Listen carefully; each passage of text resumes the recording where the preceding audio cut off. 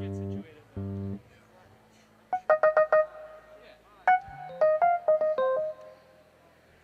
We're gonna play a little bit together. Okay. This is like basic ass 4/4, right? Yeah.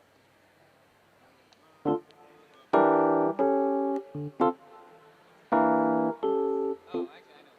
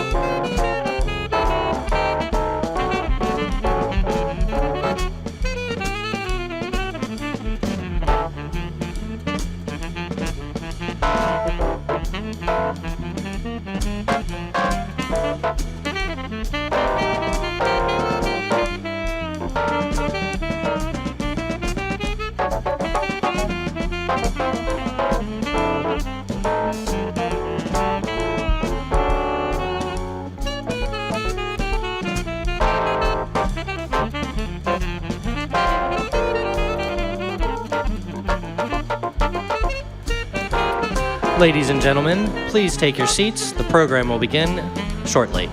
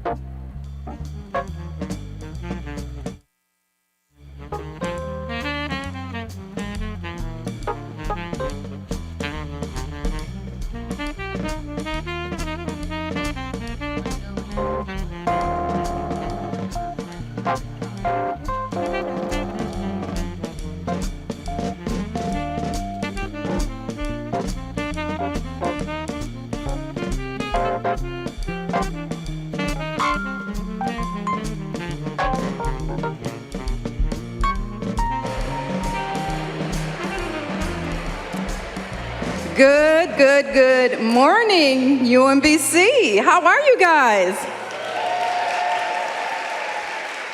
Are you guys happy to be here? I am too, and I'm super excited. A couple of housekeeping items I want to make sure I say before we really jumpstart the program. To my left,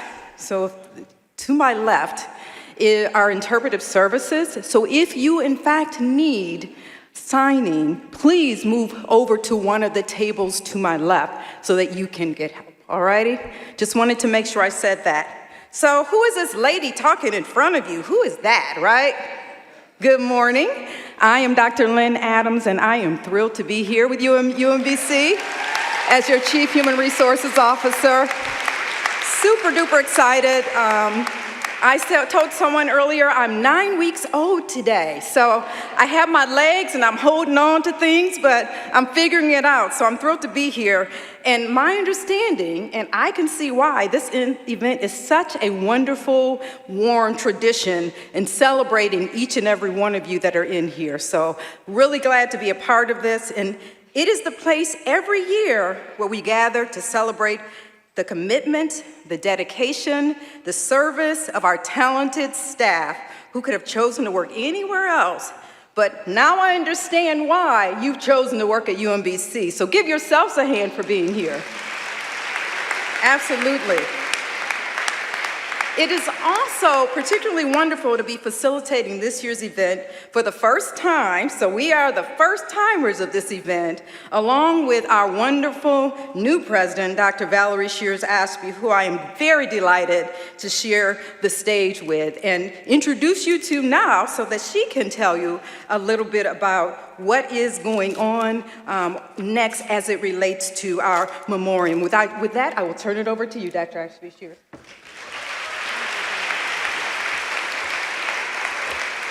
Good morning, good morning, good morning to each of you. It is a pleasure to be here. I walked in the room and I thought, this is beautiful.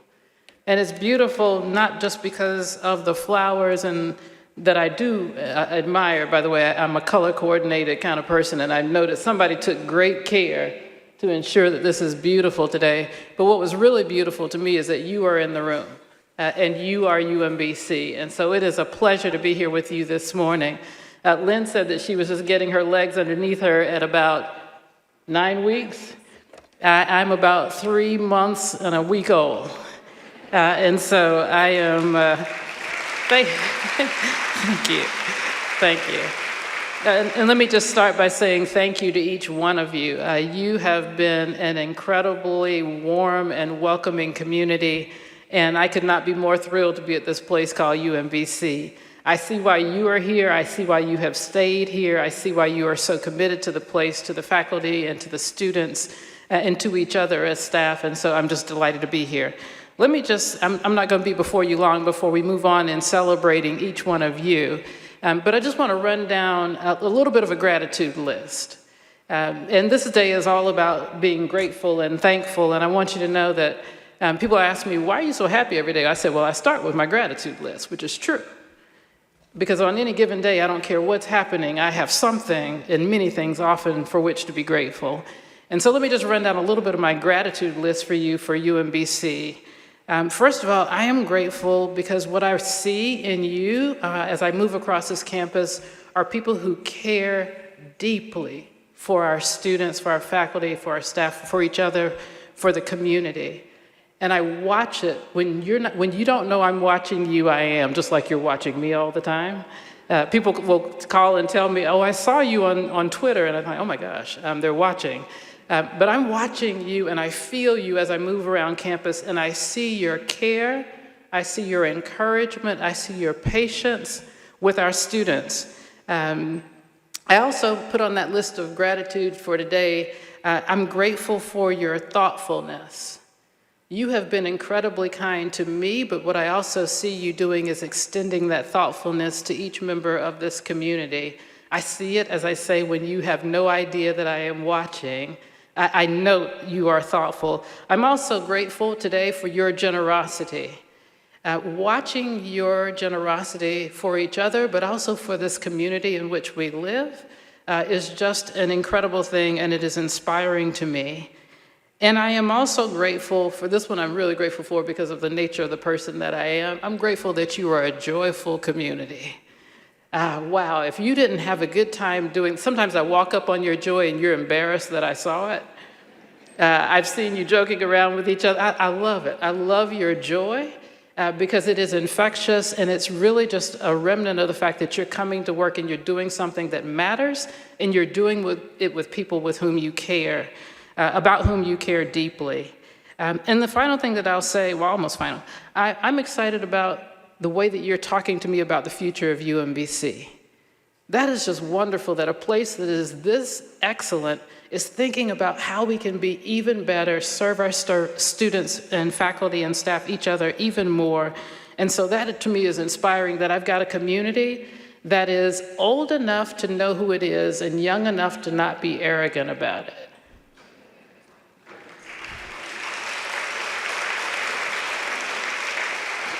Any community that is as excellent as we are and still is willing to ask the question, how can we be better? That's pretty doggone special.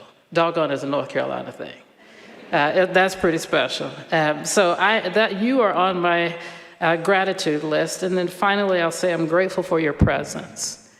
I'm grateful for your presence. I am grateful that somehow we in this room are collectively here at the same time at this institution together, serving all of our mission and our vision and our values. So I'm grateful for your presence, and I'm grateful that I have the opportunity to be here with you. So even as I acknowledge your presence in the room this morning, I also am very well aware that we have lost members of our community who have passed since you last gathered. And I want to take this moment to also just acknowledge them. And I'll call their names first, and then we will have a moment of silence in their honor. So the first person is John P. Cook. The second is Professor Chintan Patel. The third is Brian Schropp. And the fourth is Patricia Watson Gary. And I'll ask you to join me in a moment of silence and gratitude, just to reflect upon and honor their lives and their contributions to this community.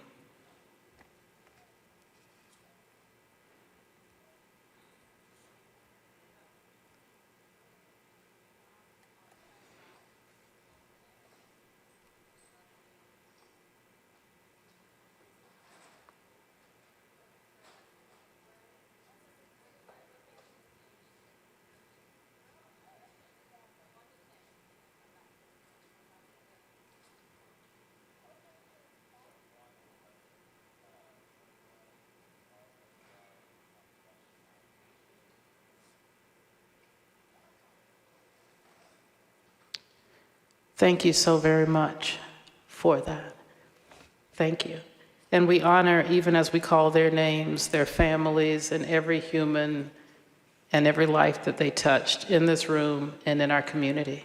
So thank you all so very much. I will have the opportunity later to come back and celebrate folks in the president's office, but now I will turn it over to Lynn. And by the way, let's just give Lynn, people laugh at me because they say Freeman always called out people that you were clapping constantly.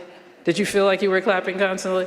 And I'm not the person who calls out people to clap, but let me just tell you, let's just give Lynn a round of applause.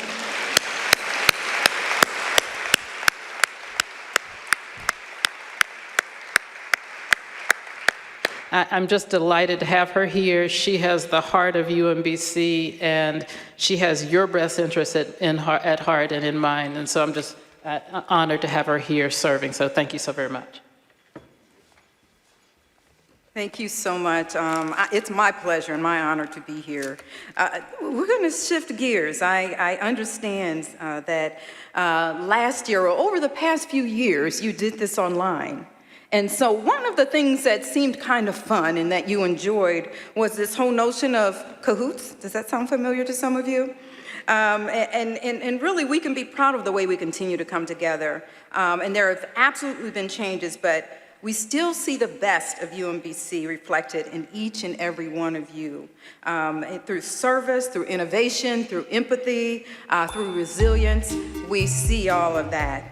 Oh, I got background music. Thank you so much. I didn't know I was that special.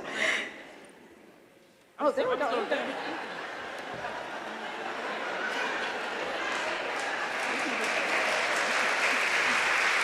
Here we go. I did live in Chicago for a while, so I know a little bit about stepping, just a wee bit about stepping. No, I didn't. I didn't include that on my resume. I'm sorry. Forgot about that one. I did say I was in Chicago, though, at U of I, but I missed that stepping piece. So we have much to be grateful for. First and foremost among them is each other. I think Dr. Ashby said it well. And as we move forward, we continue to be grateful for that. We have now surpassed a decade of the honor of being mentioned as one of the very excited Chronicle of Higher Education list best colleges to work for. Give yourself a hand for that because you had a lot to do with that. And it has been 13 years in the making, you guys, so that is tremendous. And let me say, being in this field, let me tell you, that's something that we need to celebrate because not all universities get that opportunity. Also, I'll invite you to read in your program booklet. You can pull it up online. There is a URL that's on your program if you want to look a little bit more about that. That's available to you.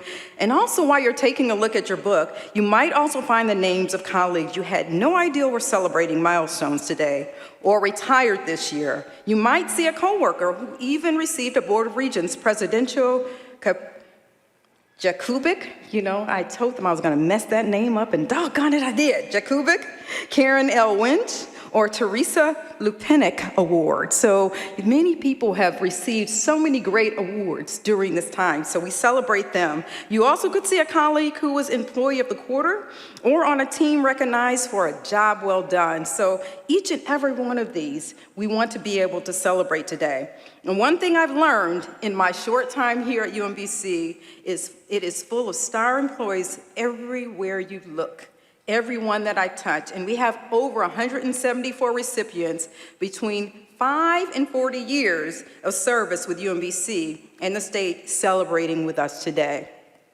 I applaud all of you, and I am so grateful for all that you do to make UMBC a better place. And I look forward to getting to know each one of you that are still remaining. This year's event is a mix of old and new.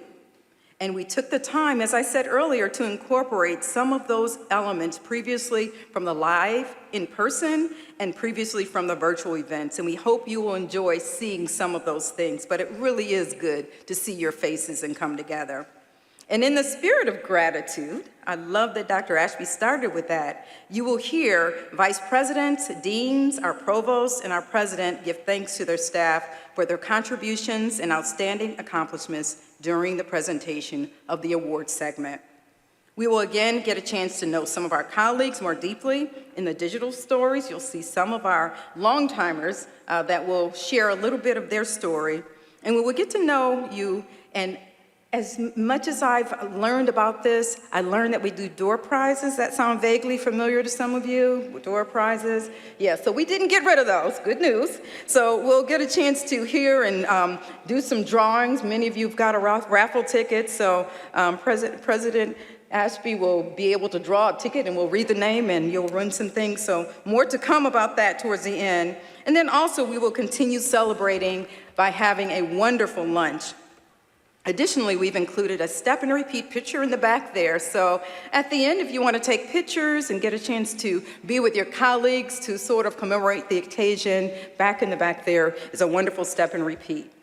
And in this hour and a half, our job is simply to relax, sit back, enjoy our time together, cherish the honorees, celebrate our successes, and have fun, and then we'll do a rinse and wash and do it all again next year together. How about that? Sound good?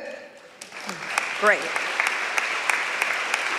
Now, as I started, we're going to jump right in to getting back to some of the fun that you did virtually online with the Kahoots. And you will need to use your phone, so pull your phones out. You can actually pull them out this time. And there are cards on your table for browsing to the website if you'd like to do it that way, so please certainly do that. And this year is a mix of trivia through the years, as well as UMBC's related fun facts. And to make it extra exciting, we do have a wonderful this year trophy for the winner. Say ooh, say ah, say nice, Lynn. Okay, let's try it again. Say ooh, say ah, say nice, Lynn. Thank you. I thought that was nice. So we're gonna go ahead. So somebody's gonna win it. So we'll see. Will it be you? Who's gonna win the trophy today? Let me see. Somebody? Anybody? Oh, I see. Oh, there we go. I see a couple of hands. Okay. So get your Kahoots out. No. And if you already have the app, you can use the app. And while you're logging into Kahoots, we will start the game show. The pin is on the screen, so go ahead and put the pin in, and then once you enter the game, you will be asked to enter a nickname. You do not need to use your real name. Make it fun. Just remember, you're at work, right? So we don't want to see anything that is inappropriate, and the president is right here, right? So yeah, we want to make it appropriate names. Kahoot will keep score and let you know how you're doing during the game, and your score is based on getting the correct answer and also how fast you select the answer. That's it. So we're gonna go ahead and get started. We have a virtual MC, Kim Harris, that will get us started. So Kim, take it away. Hi everyone, I hope you're ready to have some fun. I'm here in the great land of Oz. And obviously a lot of you already remember how to do Kahoot because we already have 240 people ready to go. So just one more reminder, you just open your web browser, go to kahoot.it. You're gonna enter the game pin right here on the screen, 6893677. That will continue to show, so don't panic if you're a little bit slower getting in. And then you're asked for a nickname, any nickname, your real name. Just remember, it's supposed to be work appropriate. Okay, so the first question is gonna be a warm up, so don't panic if you're not in the game. There's no point value. So we'll give it one more second. Look at these names, these are great. Lala, Bluebird, I see some real names maybe. Elliot, I love it. Roxy Cutie Pie. All right. Some people are brave enough to use the real name. Okay, so just keep joining.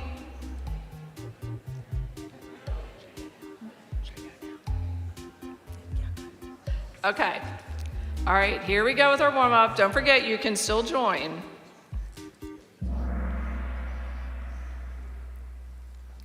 All right, welcome to the Service Awards Kahoot Trivia.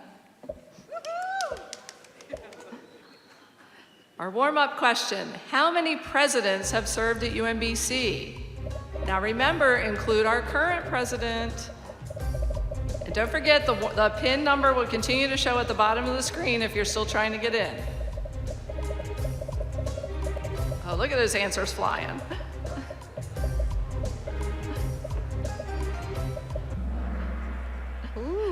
And the correct answer is 6.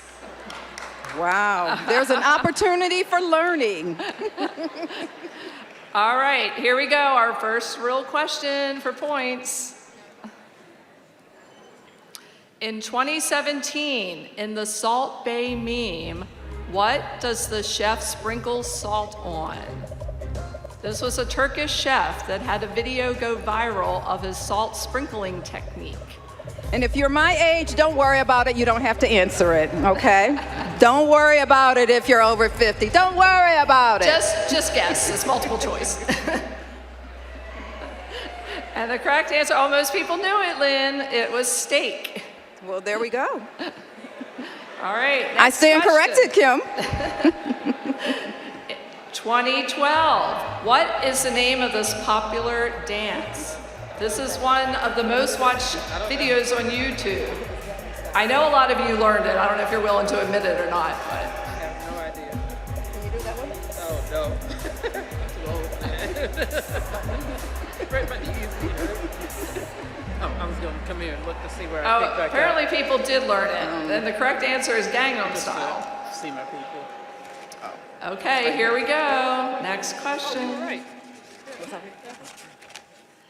2007, how much did the first generation iPhone cost? Now remember, this would have been with the 2-year required contract. So I know a lot of you have an iPhone now, but how many had the first iPhone?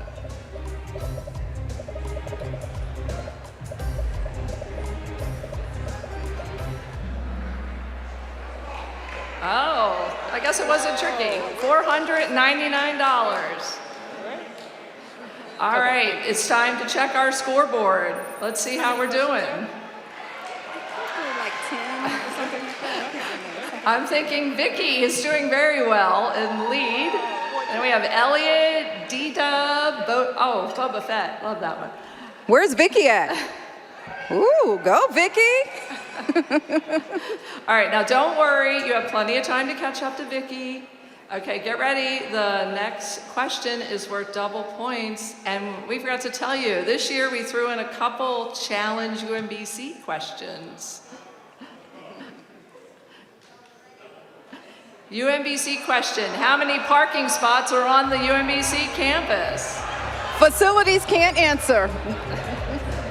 It's a lot of cars. When you're driving around, it might feel like there's not many. Kathy D, you can't answer.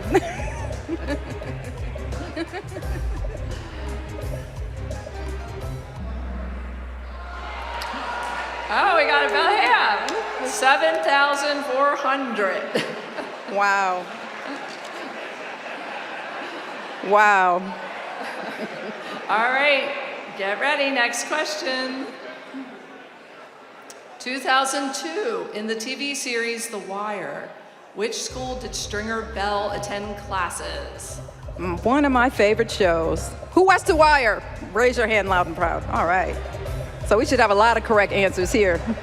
Yeah, it was set and produced in Baltimore. That's right.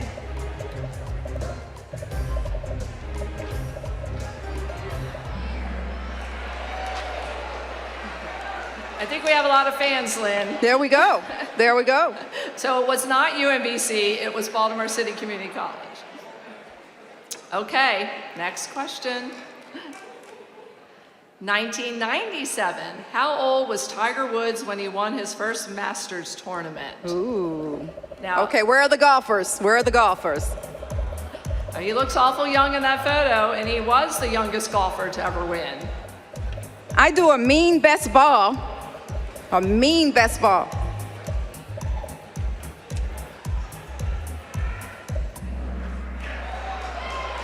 Oh, correct answer, 21. So who's leading, Kim? All right, let's check the scoreboard. Ooh. Oh, we have movement. Where's Elliot? Where's Elliot? Oh, there you go. All right. Ooh. All right, Elliot, K-Dub, Chelsea, Rebecca. It's going to be close. All right, now don't worry. We still got plenty of questions. Here we go. This is double points. 1997, what are the names of the Teletubbies? Now, this was a British show. You maybe watched it as a child, or you watched it with your children. Kathy, you should know this.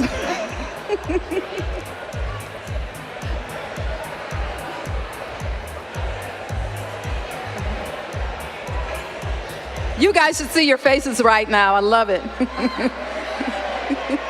We have a lot of Teletubby fans out there. It is Dipsy, Lala, Tinky Winky, and Poe. All right, next question. 1992, in the Home Alone 2 movie, while Kevin traveled to New York, his family traveled to where? So remember, Kevin was in New York, he stayed at the Plaza Hotel, he was living the good life, ordering room service, till his father got the bill later. And then he was in big trouble, Kim. Yeah, he was. Oh, tricky. This was Home Alone 2, not Home Alone 1. 2. Correct answer was Florida. Okay, next one. 1987, in the movie Dirty Dancing, what did Baby carry up to the cabin with the dancers?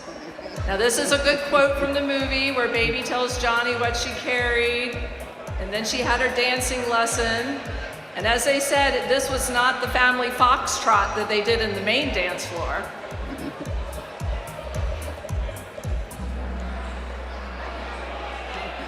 Oh, a lot of people knew that one. Correct answer is watermelon. I didn't remember that one. I thought it was rum punch. But they probably had that too, but. All right, let's see. Let's see if anyone knocked, oh, Elliot. Oh, Elliot, goodness. Elliot is going strong. And he's doing a celebration dance over there. All right, Elliot, see if you can hold your lead. Okay, we got another UMBC question. What is the average lifespan of a squirrel? Come on, people. Now, we don't know if Chick-fil-A fries increase or decrease the lifespan. And this is a photo of a UMBC squirrel eating a Chick-fil-A fry, just so you know. The first place I've ever seen squirrels coming up to people. Never experienced that in my life, UMBC. Thank you very much. Look at that, people know a lot about squirrels. The Go answer is figure. 6 years. Okay, next question. Double points. 1982, in the movie E.T., what candy does Elliot use to lure E.T. back to his house? So Universal Studios partnered with the candy company and the sales grew by 300% because everybody wanted to eat E.T.'s favorite candy.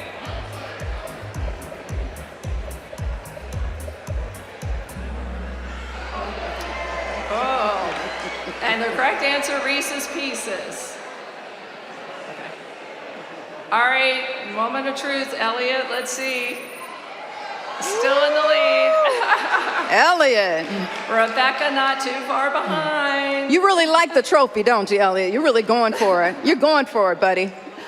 All right, we have 2 more questions left. 1982, what brand was this must-have women's shoe? This was the really big shoe, came out in 82, came in multiple colors, including neon pink. Jane Fonda videos. Come on, ladies, I know you know this. You remember the... Right? Thank you very much. Thank you very much. People remember, correct answer, Reebok. Okay, get ready. Last question. Drum roll, please. 1982, in Tommy Two-Tone's hit song, what is Jenny's phone number?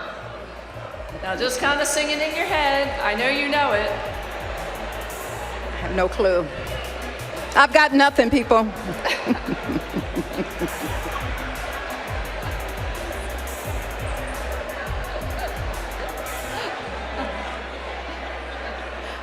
Okay, who wants to sing it? Come on, people. Okay. Great there job. we have that. All right, Kim, I guess we are at the end, right? We're ready to see the podium. Give me a drum roll, people. Thank you very much. And the winner is... 3rd place goes to Heather. Give Heather a roar. 2nd place, Rebecca. 1st place, Elliot. Come forward, Elliot. Come, receive your trophy. Elliot, come to the front of the room to get your trophy. Great job, everyone. Give him a hand.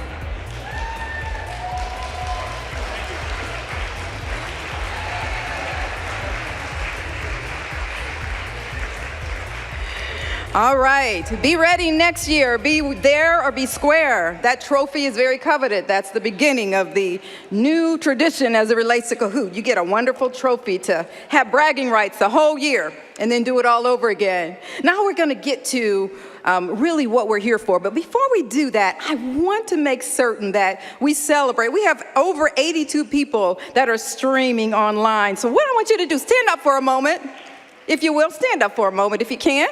Turn around to that camera right there and wave to the streaming people. Say hi, people. We're glad you're here. I know Valerie is watching, and she traditionally put this on before I came. Valerie, we love you. We miss you. We celebrate you, and thanks for getting us started with this. We are going to go ahead and transition and get started We are so pleased to be featuring our honorees through our presentation of awards, and that's why we're here. Each division will be sharing collective remarks, acknowledging their staff, and then we'll be reading the names. Now here's a clue, listen up.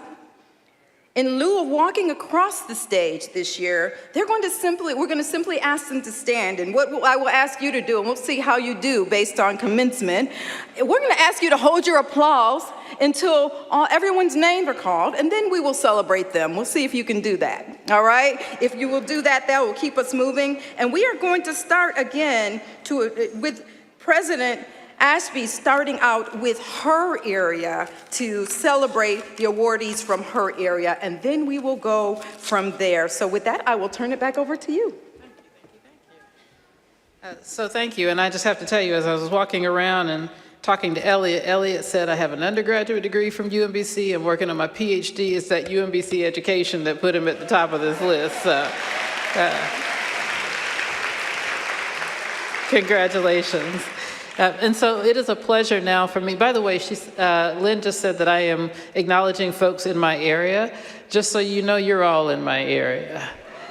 So first of all, let me say thank you collectively to all of you for everything that you have done, those who are being recognized today and those who are not being recognized today.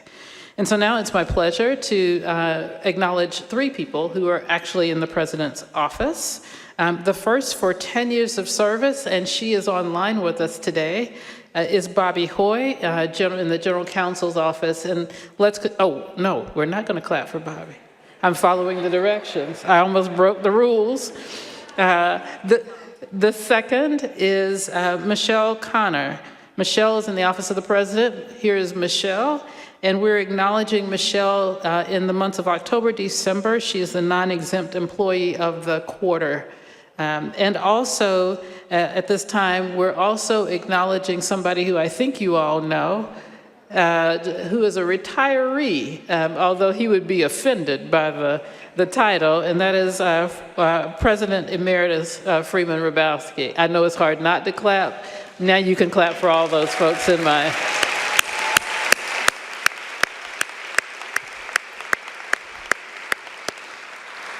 And just in case President Hrabowski is watching this or chooses to watch it again, Freeman, this is for you. We're going to clap one more time.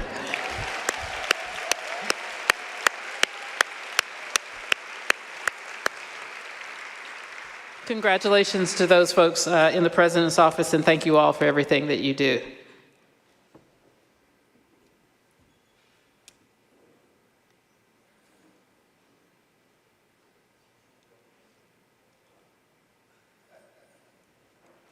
Hello everyone, I'm Philip Rouse and I have the honour and privilege of serving as UMBC's Provost and Senior Vice President for Academic Affairs. And I'd like to start by congratulating everyone being recognised at today's event, and in particular express my gratitude on behalf of the entire UMBC community to those within the Division of Academic Affairs whose outstanding service is being recognised today.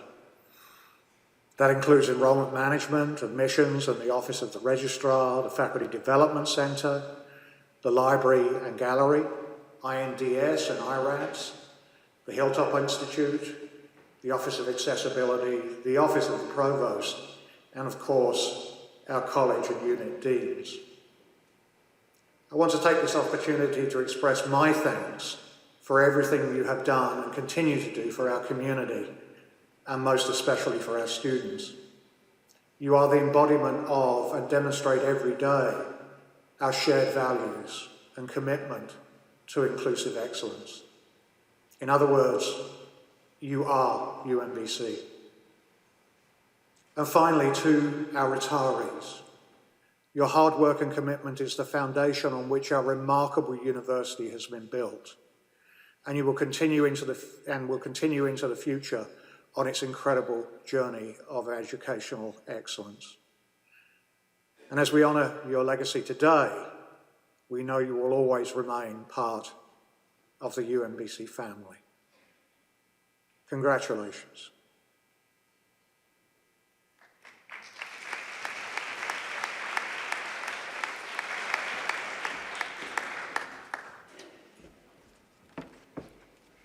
Hello, everybody. I thought I'd start off with two pieces of good news for you. The first one is I actually think I look a lot better in person. And the second one is I will not be dancing today. But it's my great honor to recognize our service awardees today. And as we've done previously, if you would please stand, and then we'll recognize every one of you at the end. So we're going to start. For 5 years of service, David Di Maria, Center for Global Engagement. Keith Bauman, College of Engineering and Information Technology. Sarah Skwatsky, Faculty Development Center. Miriam Eze, Institutional Research, or IRADS. Dakota Budu, Library. Rebecca Hurdle, Library. And Audrey Zombe of the Library.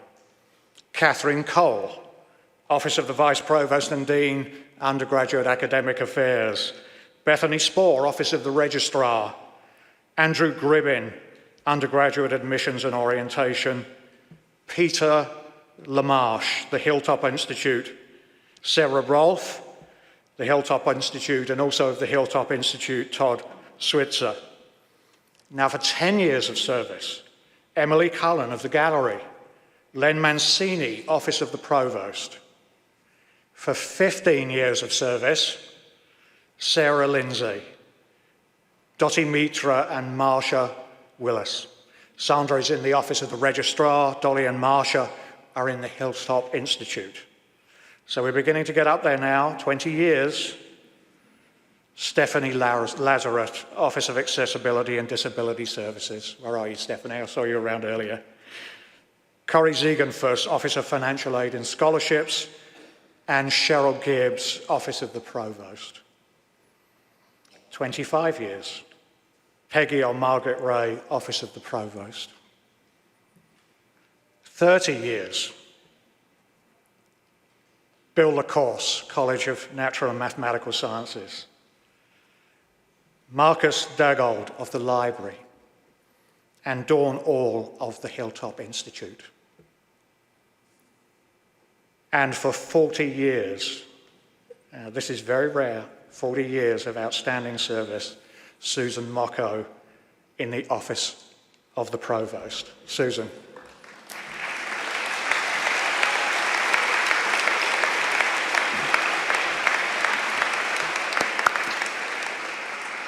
I'd also like to recognize our January, March non-exempt employee of the quarter, Laurie De Thomas in the Office of the Registrar. Laurie, if you're here, please stand.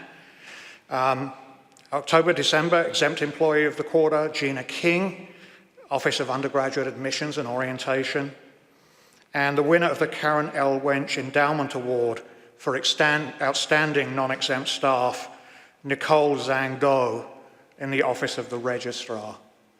I'd also like to recognize our retirees from the Division of Academic Affairs. Arthur Brown, the Center for Global Engagement. Mike Glasser, Institutional Research. Katrina Payne, Institutional Research. Stephen Jones, the Library. Arthur Bezwada, Office of the Registrar, and also from the Office of the Registrar, Angela Blair, Laurie De Thomas, and Sarah Hill. So please join me again in congratulating all of our awardees today. Thank you so much.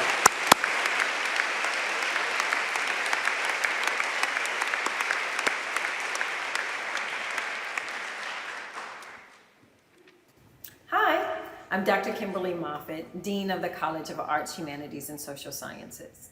I am so excited to acknowledge our colleagues in COS today who have continued to serve our students, our faculty, and the entire UMBC community. Your efforts do not go unnoticed. In fact, they are quite apparent to all of us, for we know the efforts and strides that you take to ensure that our departments run smoothly, that our sponsored research projects are supported, and that our students are taught and inspired. And I too today am inspired. I want to congratulate each of you for your milestones, as well as the multitude of awards and recognitions being bestowed upon you today. You are more than deserving, and represent our college well with these numerous acknowledgments as well as distinctions for your service to the entire community. Thank you for being a part of us. Thank you for being us and representing the best of UMBC. I salute you and your accomplishments today. Congratulations and enjoy the moment.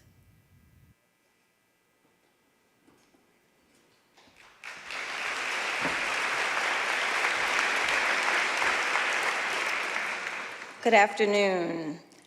I tried to shoot that video so y'all could see Prince in the background. That did not work the way that I wanted it to. But nonetheless, I'm very ecstatic to be here recognizing all of our colleagues. For 5 years of service, we have Meredith Power of Asian Studies, Amy Barnes, the Center for Social Science Scholarship, Grace Castle for Global Studies Program, Samantha Morin for Psychology, Melissa Cox for Sociology, Anthropology, and Public Health, Courtney Hobson of the Dresser Center for Humanities, and Sharday Ham Alston of Visual Arts. For 10 years of service, we have James Hamilton. I'll make sure you, okay, thank you, James. Kel McCahey of the Dean's Office, Robert Pulowski of the Dean's Office as well, Lisa Thomas. I saw Lisa, okay. James Zuber for Imaging Research Center, Liz Steenrod of Language Literacy and Culture, and Priscilla or La Atwater of the Dresser Center for the Humanities, and Lori Newton of the Theater Department. For 15 years of service, we have Jeffrey Barbers of Education, Marcia Scott of English, and Deborah Sanford, also of Sociology, Anthropology, and Public Health. For 20 years of service, Rachel Brubaker of the Dresser Center for the Humanities. For 25 years of service, we have Wanda Suarez Nottingham of Africana Studies, and Fontella Bateman of Modern Languages, Linguistics, and Intercultural Communication. For 30 years of service, we have Janet Magruder of the Center for Arts and Visual Culture, Patricia Patty McGonigal from Education. Wonderful. For the Diane M. Lee Teaching Award, Jonathan Zui from Music. For the Marilyn E. Demarest Award for Faculty Advancement, Tamara Bala of American Studies, and Margaret Holland of Geography and Environmental Systems. The 2022 Excellence in Scholarship, Research, or Creativity was given to Maria Lane Kars of the History Department. And for our retirees, it's Sims Gardner for the Center for Art, Design, and Visual Culture, as well as Susan Velli of Music. Congratulations.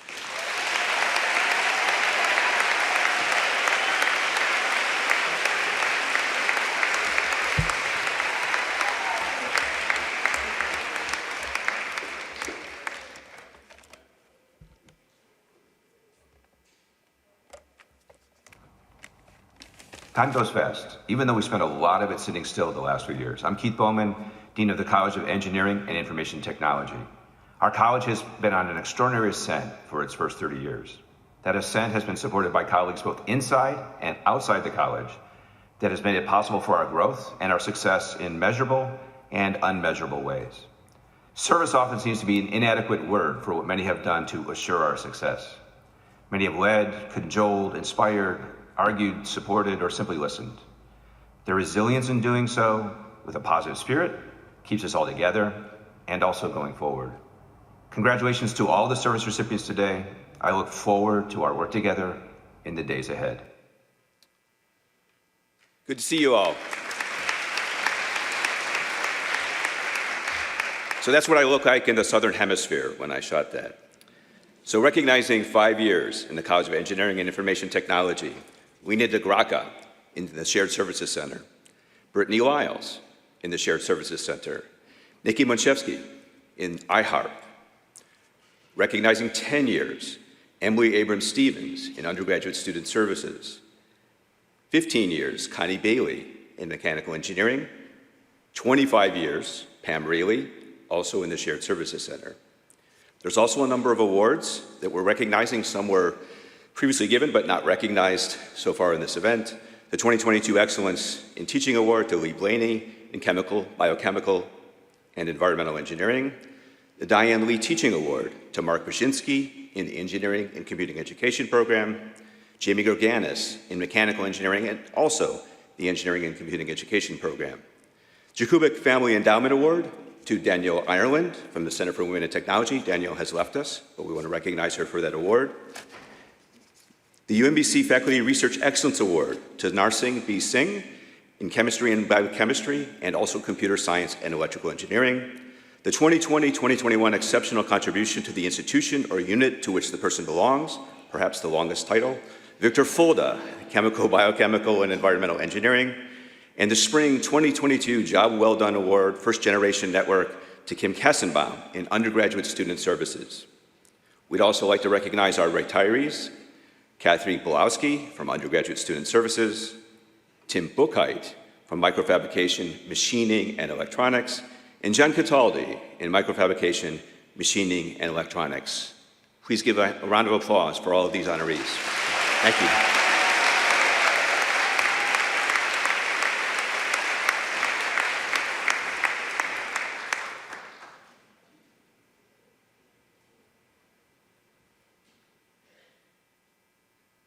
Greetings. On behalf of the College of Natural and Mathematical Sciences, today we honor the individuals that have shown their commitment to UMBC through their many years of service, whether in departments, units, or the Dean's Office. These awardees represent the many staff that work diligently to support the mission of UMBC. I am fortunate to have had the privilege to witness their dedication to our students, faculty, and fellow staff, from answering endless questions with a smile to staying late into the night to get that last-minute proposal out the door, or to crying in heartfelt empathy when a student is struggling to succeed. Because of their efforts, UMBC is a unique place with a bright future. For those who are retiring, I wish you every happiness in your new ventures and thank you for your years of honorable service. I appreciate my colleagues here today that I have had the good fortune to come to know, admire, and respect. They represent the best of what we do. They will always be a part of the fabric of UMBC. Thank you.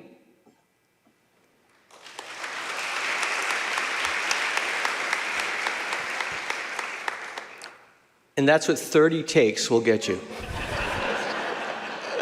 It is so hard. So my hat's off to the professionals that do that for a living.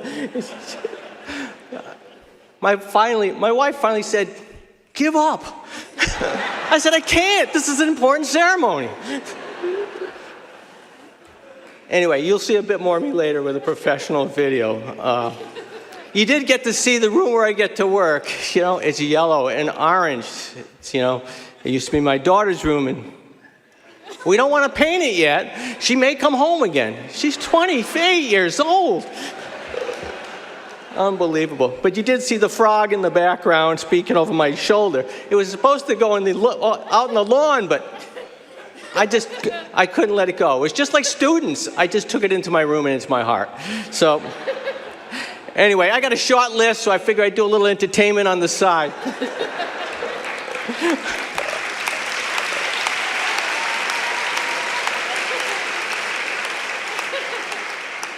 It is indeed, I know it's a joke, a lot of times a little bit of humor before the seriousness is important because it elevates one or the other as we go forward.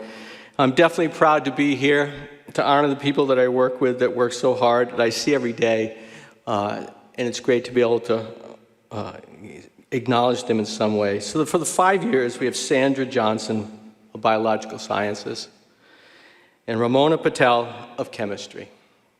10 years. Tom Frechette, working from the Dean's Office, and Michael Strzecki, the College of Mathematical Sciences. And Mike, that was another 30 takes to get to that name. 15 years, we have Sarah Jackson, college in the dean's office. 20 years, Janet Burgee, mathematics and statistics. And at 40 years, Ralph Murphy, biological sciences. A couple of awards. The 2022-25 Presidential Teaching Professor Award goes to Tambra Mendelson, biological sciences, and the 2022-25 Presidential Research Professor Award, Yoni Zohar of marine biotechnology. Thank you all. Congratulations. I am so proud of you.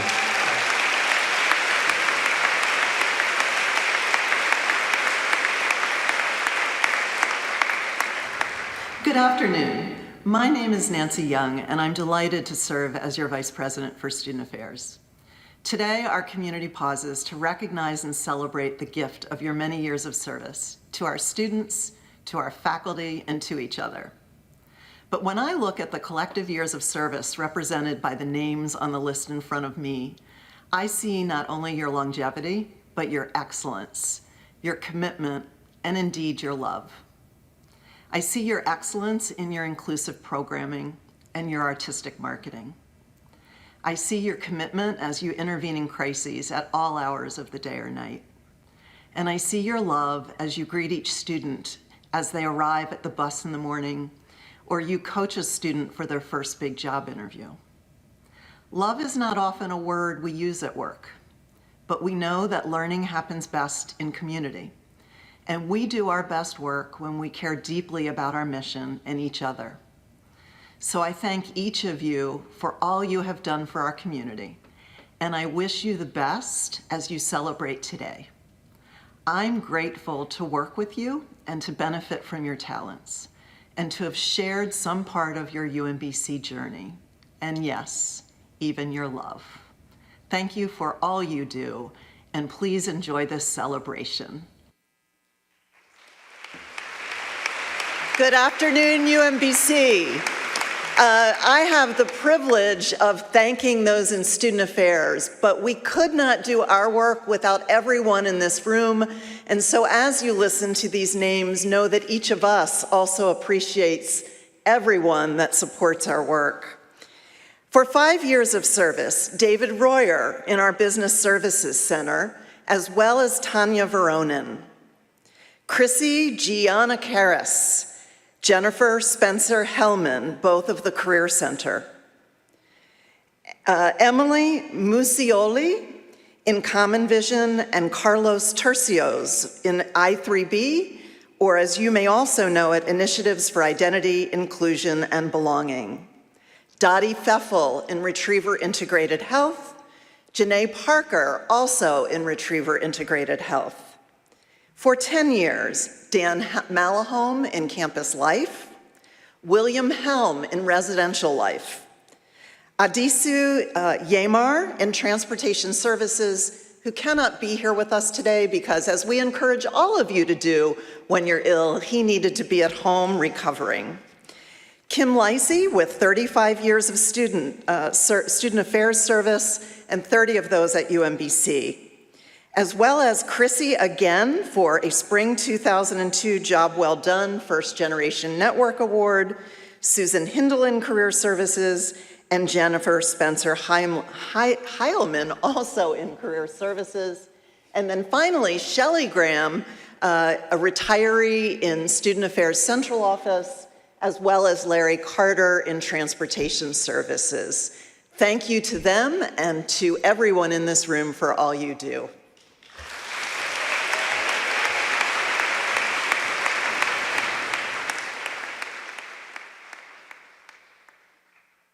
Hey UMBC, this is Kathy Detloff, Vice President of Administration and Finance.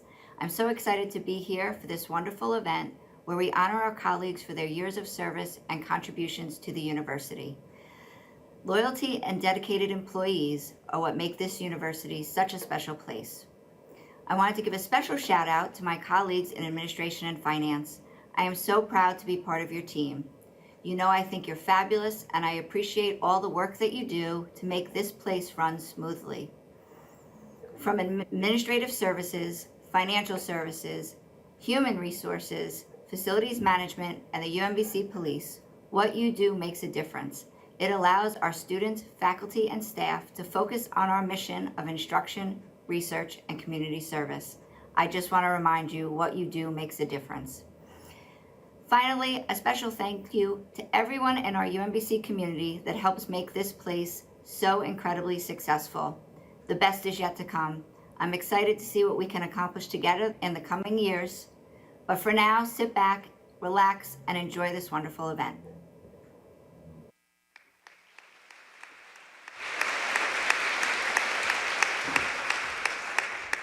Good afternoon, everyone. I think this is a fabulous event. For the record, I did not need these glasses before I started this job. Honoring those in administration and finance with 5 years of service: Joseph Fisher, Facilities Management; John Savage, Facilities Management; Richard Williams, Facilities Management; Ken Gruber, Financial Services; Aaron Long, Financial Services; Desiree Stonesteffer, Financial Services; Brett Sanders, Human Resources; Elizabeth Moss, the Office of Procurement; Charles Bodie in Parking Services; Gina Herney in Parking Services; Scott Yoakum, Parking Services; Charmaine Mark, University Police; Asher Miller, University Police; and Brett Morris, University Police. This feels a little bit like the Academy Awards, where you say the name and then the movie. Linda Zepp, Facilities Management for 10 years, as well as Stephen Sunderland, Facilities Management; Stephen Rouser, Facilities Management; Jose Lamboy, Facilities Management; Christine Likasis, Financial Services; Diana Spade, Financial Services; and Lisa Bullock, University Police. For 15 years of service, Frederick Rowe in Environmental Safety and Health; Sean Bloom, Facilities Management; Lawrence Hennessy, Facilities Management; Tom Myers, Facilities Management; Christy Michael in Financial Services; Denise Whittle, Financial Services; Drew Wardell, Human Resources. There she is. We'll make sure she came out from the back. Jamie Cheatham, the University Police. For 20 years of service, Renee Horton in the bookstore; Michael Patskowitz, Columbus Center; Kevin Blades, Facilities Management; Gail Chapman, Financial Services; Samantha Sutton, Human Resources; Derek Johns, University Police; and Johnny Peterson, University Police. Moving on to 25 years of service, we have Brian Shipley in Facilities Management. For 40 years of service, William Wiley in Facilities Management. I also want to recognize the 2022-23 Presidential Distinguished Professional Staff Award goes to Michael Pound in Environmental Safety and Health. It wouldn't be a university event if we didn't have the honorary mention of our comfort dog, Chip, with the University Police. Finally, I want to recognize our retirees: Kay Smith from the bookstore; Pamela Davis in Facilities Management; Larry Hennessy in Facilities Management; Barbara Jackson, Facilities Management; Robert Jones, Facilities Management. Len, do you have anybody left? Joseph Klein, Facilities Management; Raymond Solner, Facilities Management; Peggy Engel in Financial Services; Marlo Zerowith, Financial Services; Valerie Thomas, Human Resources. We see you, Val. And Donna Van Paris and the Office of Procurement. Thank you all very much. I am truly appreciative.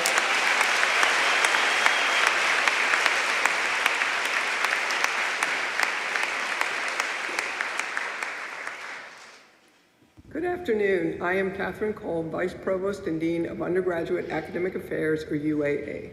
I would like to take this opportunity to provide some reflection about the honorees from the division. I am incredibly proud and appreciative of the individuals honored today from the Academic Opportunity Programs, Academic Success Center, Meyerhoff and Sherman Scholars Programs, Academic Engagement and Transition Programs, and our Individualized Study Degree Program. Collectively, the body of work of these individuals honored today is nothing short of incredible. Their work extends well beyond the division and even the university, as they embody the very values at UMBC that define higher education through an inclusive culture. Whether it is through our honorees' efforts in support of students traditionally underrepresented in post-secondary education in the Academic Opportunity McNair program, or the holistic efforts of the Meyerhoff Scholars Program to increase diversity among future leaders in STEM, technology, engineering, and related fields, to ensuring all of our undergraduates, both entering and continuing from all backgrounds and in all majors, feel welcome and academically supported through the efforts of our Academic Success Center and Academic Transition programs, or by creating an environment where students become culturally responsive, compassionate STEM educators in urban schools, continually expanding the impact of the Sherman Scholars Program, or finally, by providing a meaningful and rich educational experience through a creative individual curriculum involving several different disciplines in our individualized degree program. Everyone honored today, regardless of the program, has played and continues to play a meaningful and substantive role in making our students at UMBC feel valued, respected, academically challenged, and welcome as members of the UMBC community. The level of expertise and dedication of this year's honorees is absolutely remarkable. These individuals truly represent some of the very best in UAA and at UMBC. To all of the honorees, I want you to know how much I appreciate what you do. I am extremely grateful you are part of the Division of Undergraduate Academic Affairs, and I know our students, faculty, and staff are very grateful you are part of UMBC. Thank you so much for all you do every day to help the university be a better place.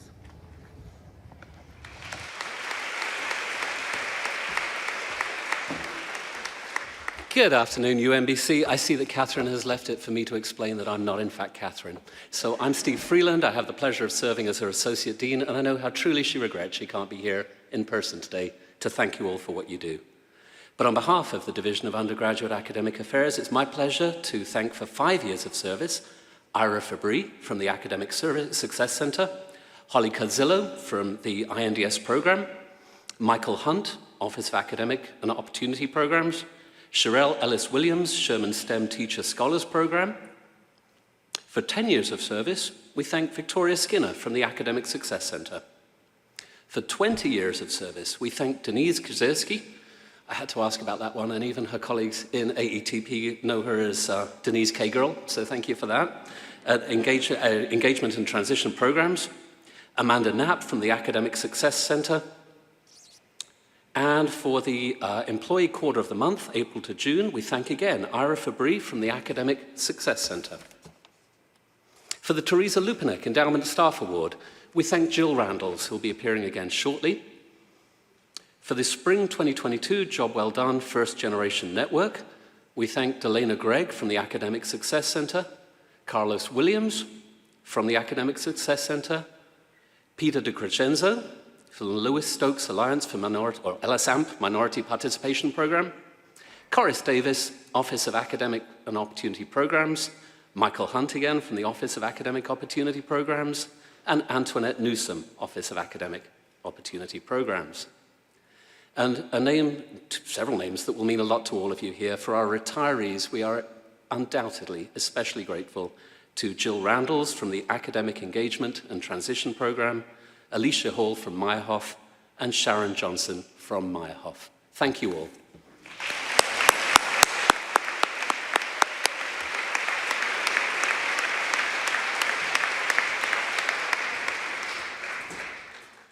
Greetings. This has been a milestone year for the graduate school. Our enrollment increased by 20%, and we exceeded our longtime goal of 3,000 graduate students. I want to thank the faculty and staff in our academic programs, particularly our GPDs and GPCs, for this success.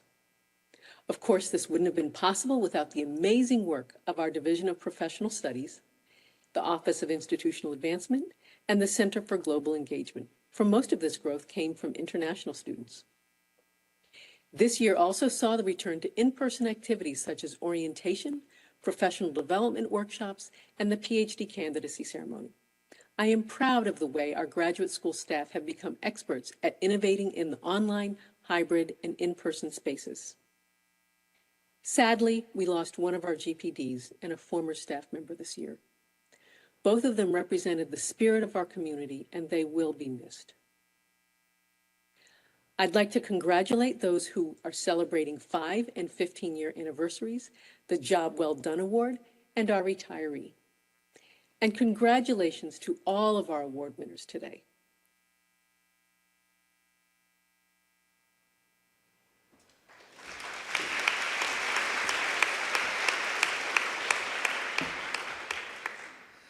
Well, surprise again, I'm not Janet. I am Jeff Halverson, Associate Dean in the grad school. I'm delighted to be here on Janet's behalf. She regrets not being able to attend. We have a short list of folks we'd like to recognize for 5 years of service, Farah Ali, for 15 years of service, Nicole Mooney. We had a job well done in the fall, hosting a grad school welcome event, which was absolutely packed. I think it was the greatest number of new grad students I have ever seen in my years here at UMBC. And the organizers of that event, we'd like to recognize Jill Barr, Megan Dignan, and Mike Swicka. And then finally, our beloved retiree who spent so many years working in the office that supports Janet, Denise Atkinson. Thank you very much.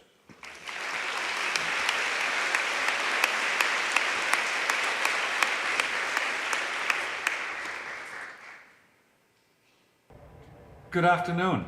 It's hard to believe that another year is coming to a close, but what a year of change and opportunities it has been.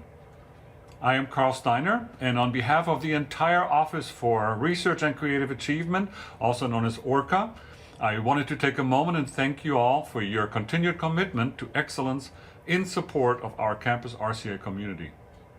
This year, we're especially proud of the major national recognition that UMBC received in February when we were reclassified as one of only 146 institutions in the nation with a Carnegie R1 designation, thus making us one of just 3 such institutions in Maryland, something for all of us to celebrate.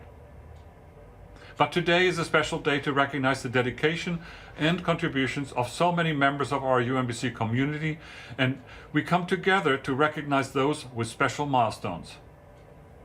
I myself am very thankful for our ORCA colleagues that are being recognized today with service records ranging from 5 years to 10, from 15 years to 25, and we even have one colleague who has dedicated 30 years of his professional life to UMBC. That is just amazing. Some of our colleagues in the research office are getting ready to transition into retirement. But as we say at UMBC, once a retriever, always a retriever. Your contributions mean a lot, and they are making a huge difference for our faculty, for our staff, and for our students. Enjoy today's event. This day is for you. We thank you, and congratulations.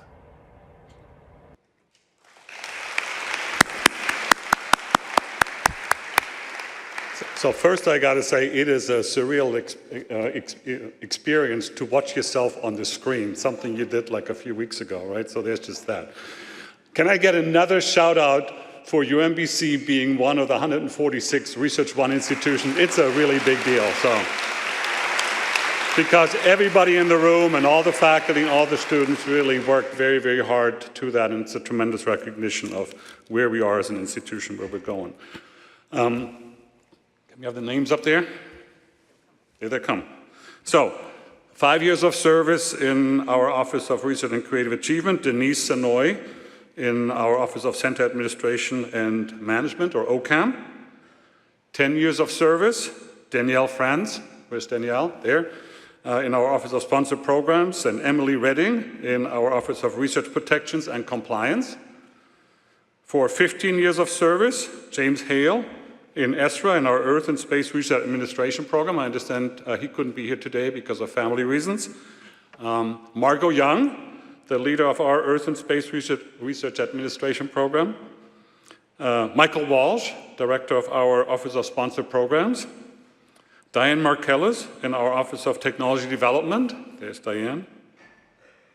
For 25 years, we have Keith Evans in ESRA.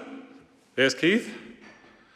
And for 30 years, as I mentioned before, Timothy Sparklin who is the heart and blood of our Research and Protections and Compliance Office. Thank you to all of you. Job well done, and I'm really glad to have you on the UMBC team.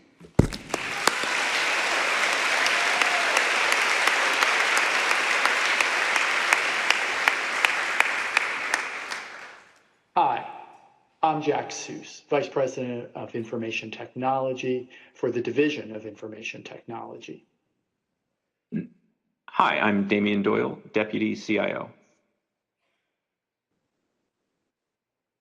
The service awards celebrate the work of 14 DoIT staff and 1 award winner. Of those 14, we're proud that 9 are UMBC alums, whose service ranges from 5 to 30 years. Throughout DoIT, we're also proud to be supporting everyone at the institution, enabling them through our work with technology to pursue their work supporting UMBC's mission. The staff being honored here today play key roles across the division and throughout the institution. Some have been involved in the launch of Salesforce and the advancement of our analytic and administrative systems. Some are on the front lines supporting the technology needs of students and employees, both on and off the campus. And finally, others have been working hand in hand with faculty and staff, deploying new high-performance computing to enhance the services we provide for researchers. While we are rightly honoring the work of those listed in the program, we wanted to take just a moment and thank the entire division for their commitment and dedication to supporting our UMBC colleagues and students this past year.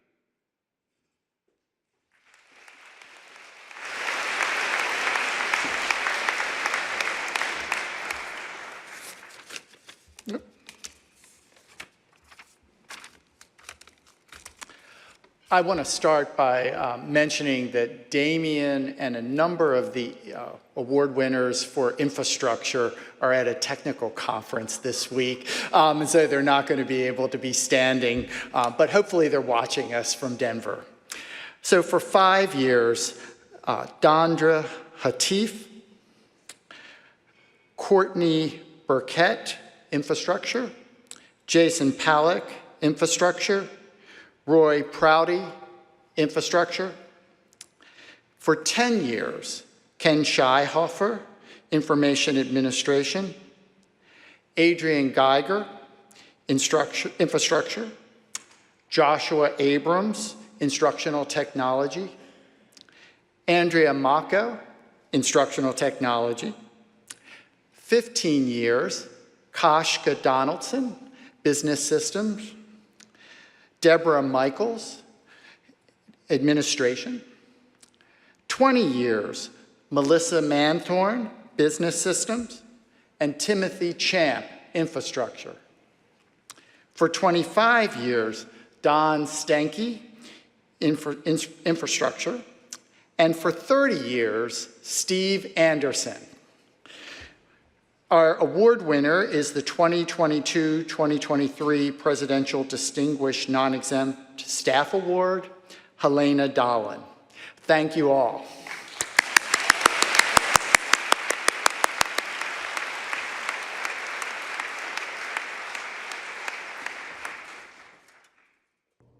Hey everybody, I'm here to extend congratulations to the 2022 Service Award recipients from the Shriver Center and the Division of Professional Studies. Together, you have built 2 vital and dynamic organizations that have deep roots in the special community that we've established at UMBC and beyond. I'm energized by your great work in establishing our shared vision for the future. You have each been a part of something that is truly special. Whether you've served for 5 years or 35 years, whether you're on the Catonsville campus, in Cherry Hill, or at Shady Grove, you have had a transformative impact in the lives of thousands through an ethos that centers economic prosperity, social mobility, and social justice. You have every reason to be incredibly proud of your work and your service to our neighbors in Baltimore and across the state.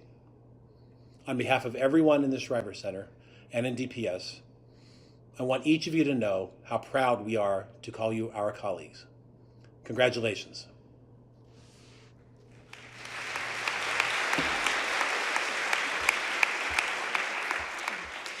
Good Good afternoon. I'm Tricia Wells, and I'm the Assistant Vice Provost in the Division of Professional Studies. And unfortunately, Chris is unwell today, so it is my pleasure to be able to present our honorees. First, for 5 years, is Elliot Talbot Goldstein, DPS Marketing, and no trophy this time, Elliot.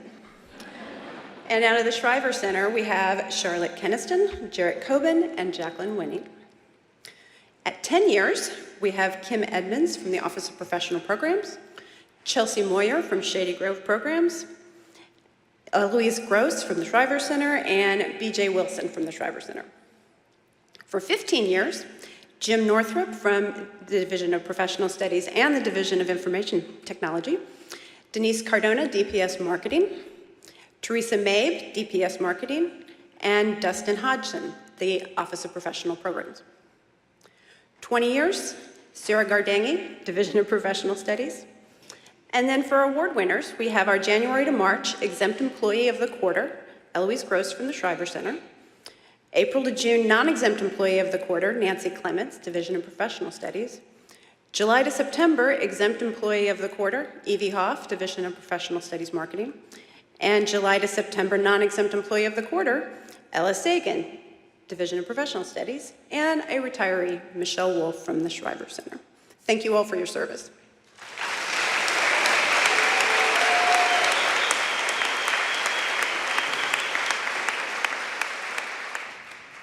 Hi, I'm Greg Simmons, the Vice President for Institutional Advancement. Congratulations to everyone who's being recognized in today's service award ceremony. I would deeply appreciate all the contributions that each of you have made to this fantastic community over the past many years that you've been here. I especially want to thank and recognize my colleagues in the Office of Institutional Advancement, in BW Tech at UMBC, our research park, and in athletics and physical education. I often say that the work we do is about telling the stories of this amazing institution, of this amazing UMBC community. And what I can tell you is that the people who do this work, whether they're coaching our students, supporting entrepreneurs, asking people to make an investment in the community, or documenting the exceptional work of our faculty, staff, students, and graduates, and telling them in compelling ways in the magazine or through the media, is those people who do that work have their own amazing stories. I'm grateful for what you do. I'm grateful for the way you do it. And I'm proud to be a part of this UMBC community. Congratulations, everyone, and enjoy the day.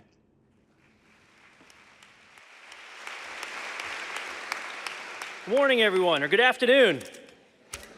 So I think I'm last, so I think what we should do is give an unofficial Job Well Done award to our colleagues in HR for this fantastic day, right? Give them a round of applause.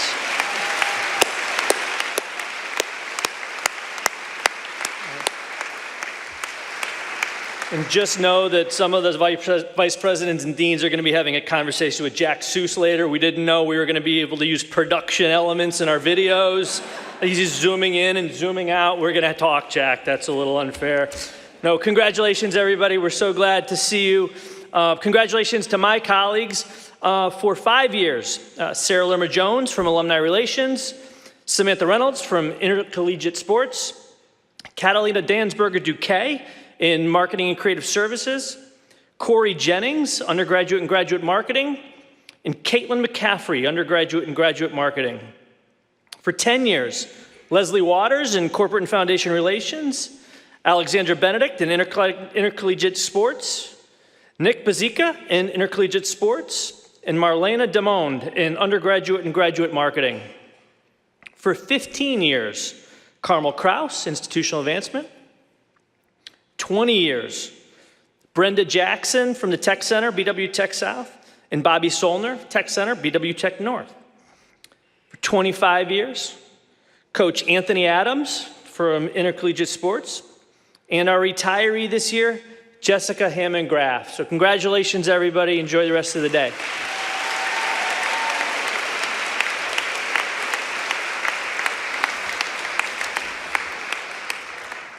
And congratulations again to everyone. We're very excited and just really pleased to be able to celebrate you today in this way. And we have not finished as of yet. Again, one of the things that has been something that we've traditionally done is provided some sort of digital story to tell a little bit about some of the folks. And in particular, we want to share a bit about the wonderful, wonderful things that those that have been here 30 plus years or more have been experiencing. So I am pleased to share the digital stories with you that was produced in partnership with Do It's New Media Studios. The questions revolve around our theme, Together We Celebrate, Together We Rise, Wisdom from the Past, Reflections on the Present, and Hope for the Future. We're very happy to share these stories of 5 of our employees, so I ask you to sit back, relax a little bit, and hear more from some of your colleagues. With that, I will turn it over to our production team. To understand about me coming to UMBC, you first have to take a step back and look at the path I followed in life. You know, first generation, not a lot of money going through it, went to a community college, went a very non-traditional pathway. I pretty much made all the mistakes that you were going to make as a college student.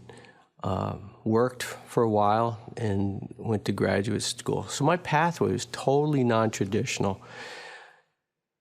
But I had a desire, especially after going to graduate school, to teach. And the decision to go into the academy, and I know all the people, you know, great schools, and fabulous postdoc positions, and all kinds of reputation. It was a big decision. And so when I started looking for a job back in 1991 in a position in a university, I came to UMBC.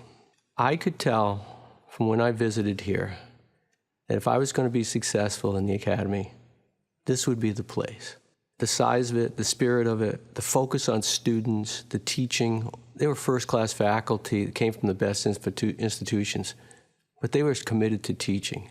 And if they were committed to students, I felt that they would also be committed to me. When one has, in life, when one has experiences that are less than, are difficulties, I should say, and challenges that they meet, what they take away from that is empathy for others and understanding that only experience can give them. Someone asked me the other day, what was the most joyous thing for you this summer? And I had to give it a lot of thought. You know what gave me the most joy this summer? I got COVID. Because up until having COVID, what I had is fear of COVID. I didn't know what it was. I didn't know what would happen to me, how sick I would become. They talk about all these things long COVID, but I got COVID. I lived through it. It didn't take long. I was lucky, and I realized that as well. But the moment I was over it, the fear was gone. But what remained with me, aside from some antibodies and other things that took place, what remained with me was empathy for those out there that had to make decisions. Should I wear a mask? Should I not wear a mask? Empathy for those that are afraid to enter a large room.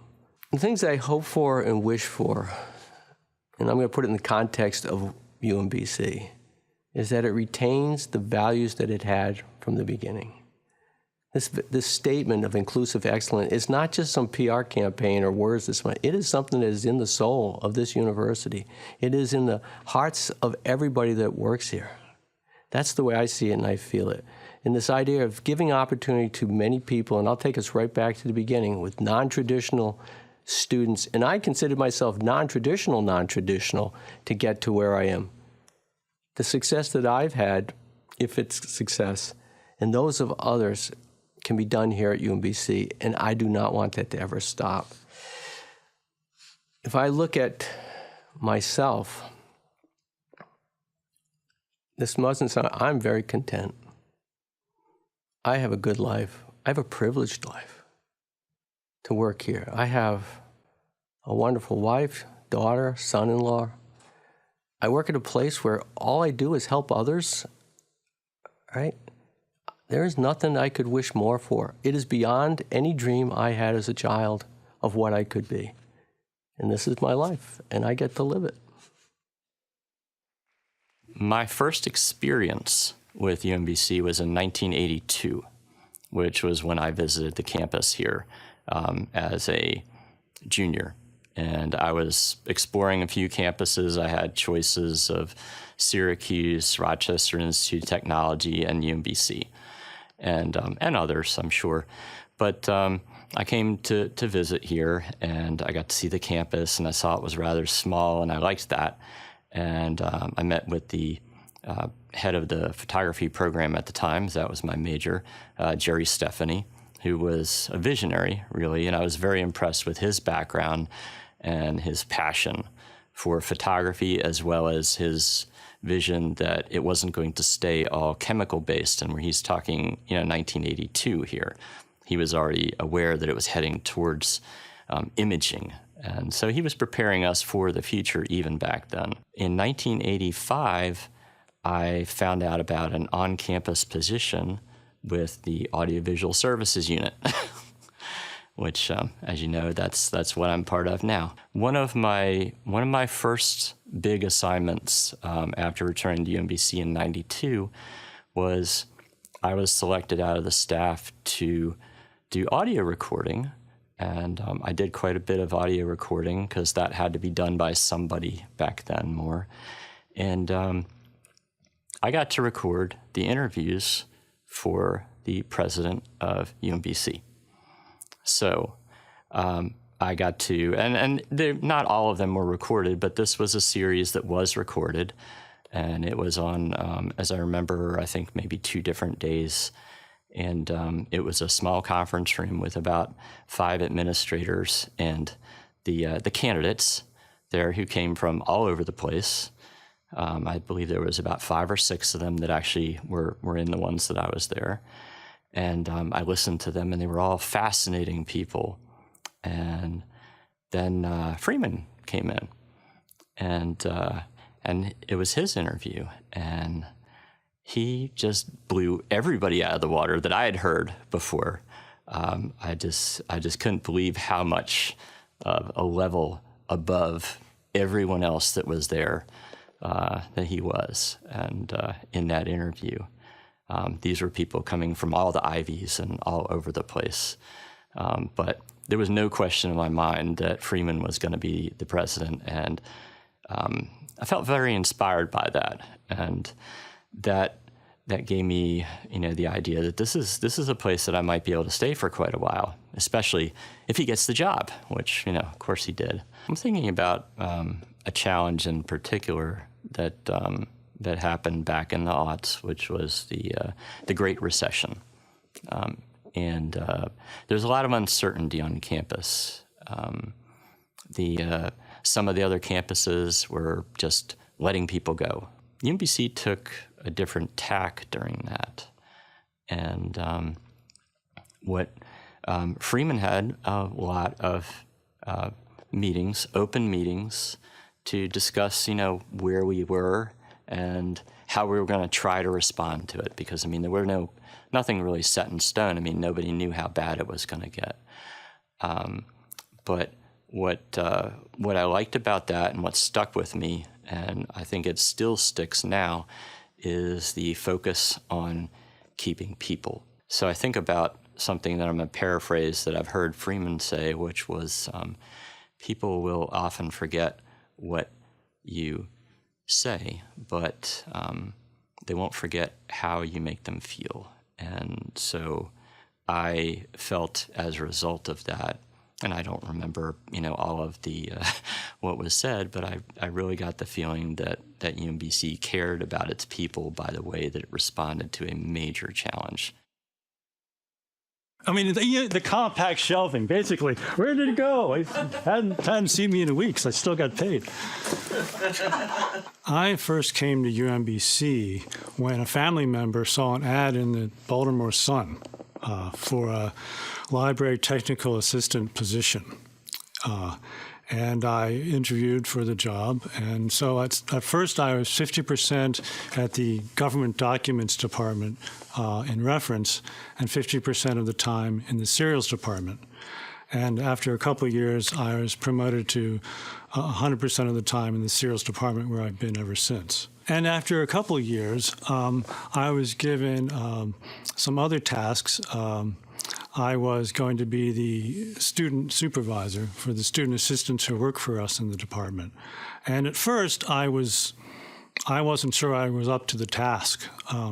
But I soon found out that if I act like I have authority and we gave the students responsibilities, they quickly became part of the team, and we all worked together to achieve our goals and have a good, safe, friendly work environment. I was filling out the form as a reference for one of my students who was looking for a job after graduation. And it asks for what I thought of her writing. Was the grammar good? Did it engage people? So I asked her, can you send me a sample of your writing? Or is it something you're proud of? And she said, yeah, I'll send you my latest publication. So she'd been published in a journal already at least once. So I thought that was telling.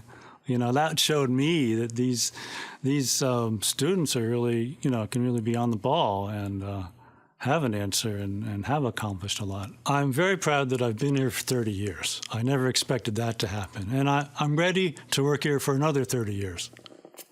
But I'm not going to do that. Notice I gave you time to edit that out. I think that in difficult times, our sense of humor can really go a long way. We went through years and years of going to work 5 days a week, and then all of a sudden we can't show up. We have to do something else or do it differently. And so I think we tend to make jokes about it and just keep each other going that way. I think we become more human. I remember texting or talking to my supervisor while I was at home, and we just felt a little more human being away from the workplace itself, And I think we can bring that back to the workplace. I feel a little more relaxed now in my job, and so that's a good thing. And also human resilience during a pandemic. We saw a lot of that. We had a really good leadership at UMBC, and I was happy and proud to be part of that.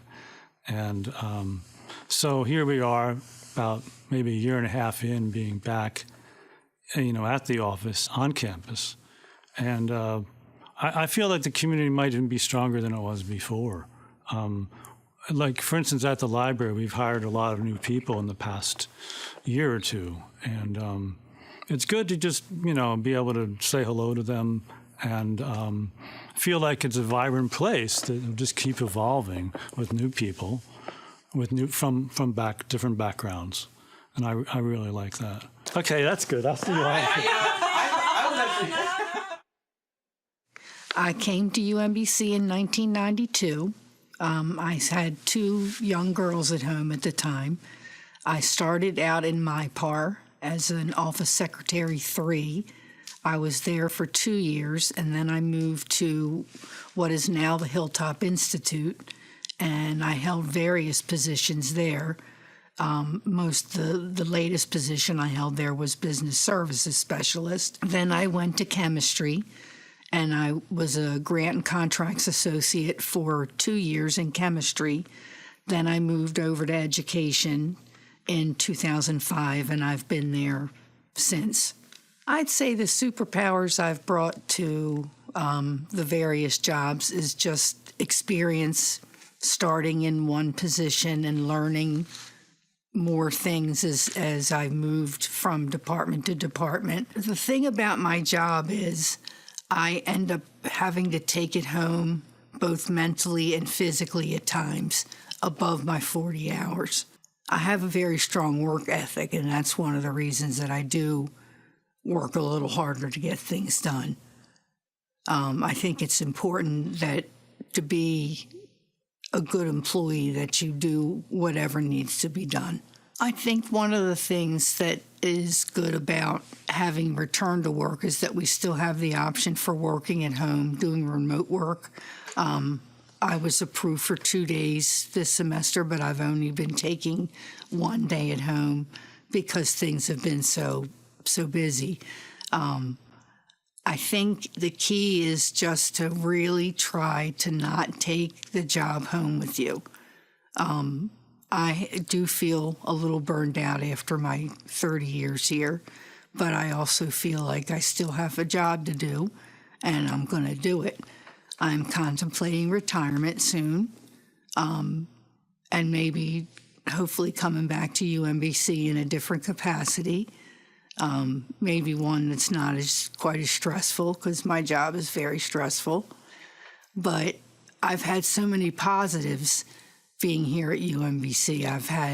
I've made a lot of good friends, putting my daughters through school, seeing my daughter blossom as the director of the bookstore.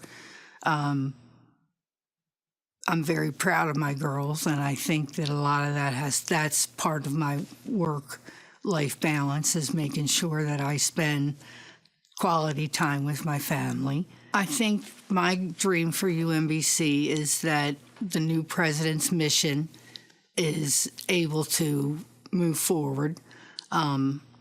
I think that the fact that we are such a diverse and equitable university is a huge advantage. I think UMBC has a good reputation, and I'd like to see the reputation stay good. I wish great things for, everyone in the future, including myself. If I retire, I don't know what how that's going to affect me, because I'm so used to working, but I'm thinking about it. But I hope UMBC stays in the positive, focused direction that we've been in here for the 30 years that I've worked here.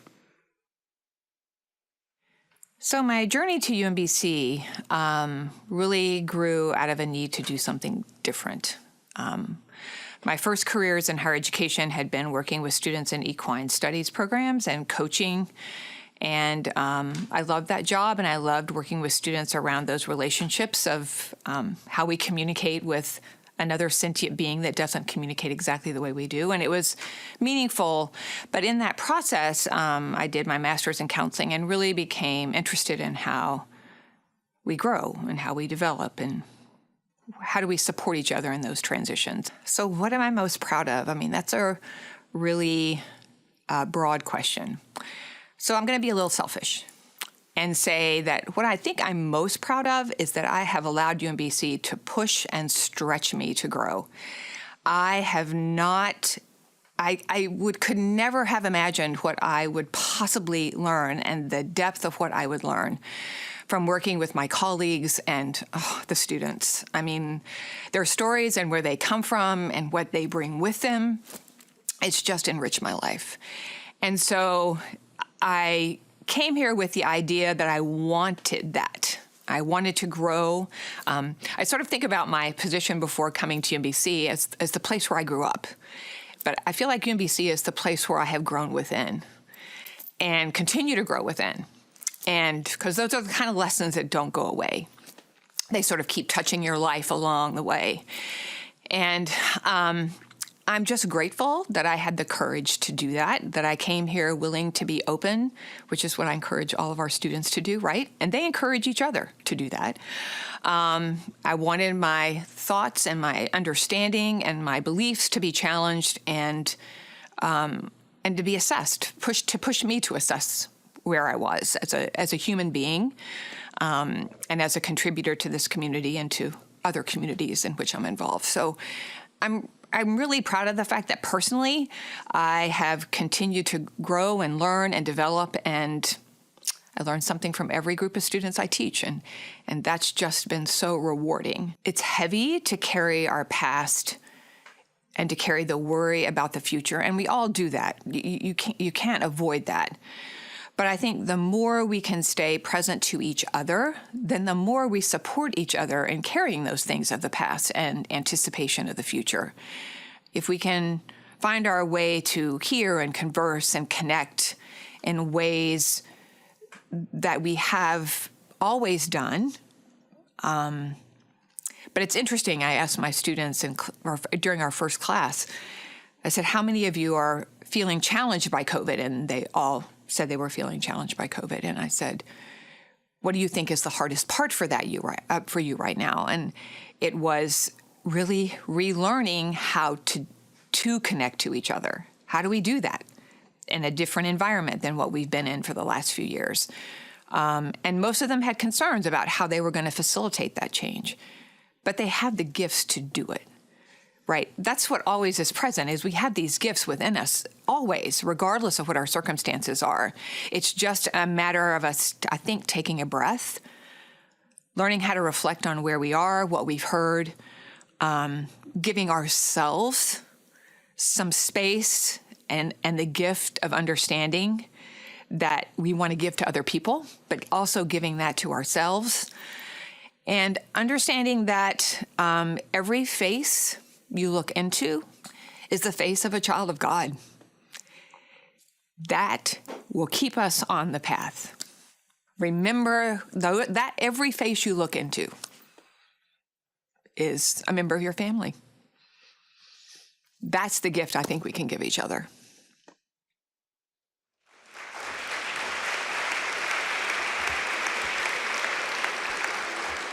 Yeah, thank you so much for just allowing your colleagues to share their story, and thank you so much for those that participated. Let's give all of our honorees a hand, if we can, one more time. Yeah, we celebrate you.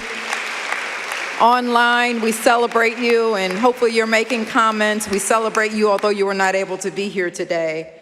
And so now, this is the fun part. I'm going to ask you to go ahead and pull out your little red or white tickets. If you have the red ticket, then everyone, we're going to do some drawings and you'll be able to participate. And we're going to ask the president to draw from it. And the white tickets we'll get to in a second. But with the red tickets, we have a total of 10 prizes. And I will let you know exactly what prize you're getting for each one. So we are going to start with the 10-door prizes. The red ones, yep. Oh, you have already? Okay, I'm gonna step aside and let you announce. And this is for a portable blender with straws. Okay, the number is 5799094. One more time. Oh, yay, congratulations. Yay. And they're bringing it to you. Next, this one is for a desk lamp with wireless charging. Ooh, it's like, ooh. I love you. Okay, this is 5799137. Going once, going twice. Oh. 579137. Okay, we're going to take it out and try again. Oh. Uh-oh, I got those.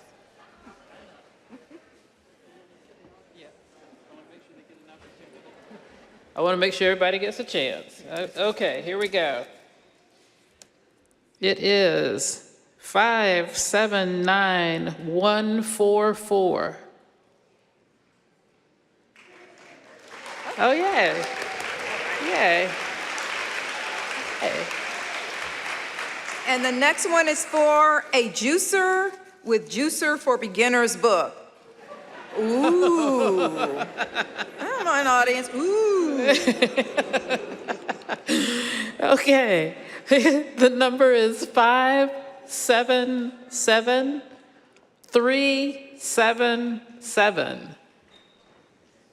57. Oh. Ooh, cheap. Is that cheap? Yep. Oh, wow. Come on down. Wow. All right. Well, he's gathering that. The next one Ooh, you're gonna like this. I want a ooh and a ah for this. It's for a projector for home, indoor, and outdoor movie. And then where's the ah? Thank you. If I'd have known you could do that, Kathy would have hired you without interviewing anybody else. 579-200. Oh, yay, congratulations. Yay.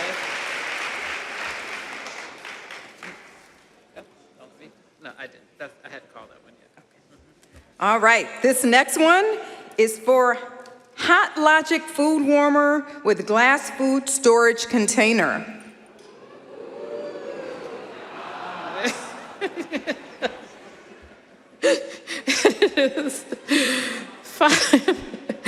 You all are hilarious. It's 577-385.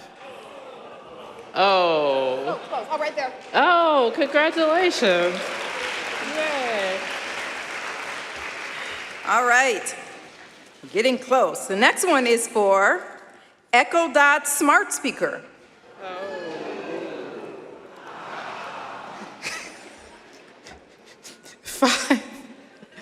That just will not get old for me. I am so easily entertained, as you can tell.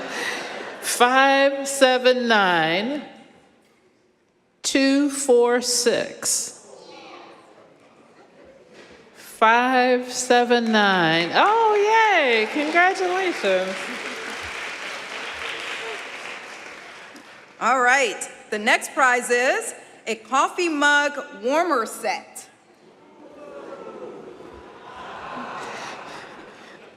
579-203. 579-20. Yay! Congratulations. This next one is for rechargeable digital hand warmers.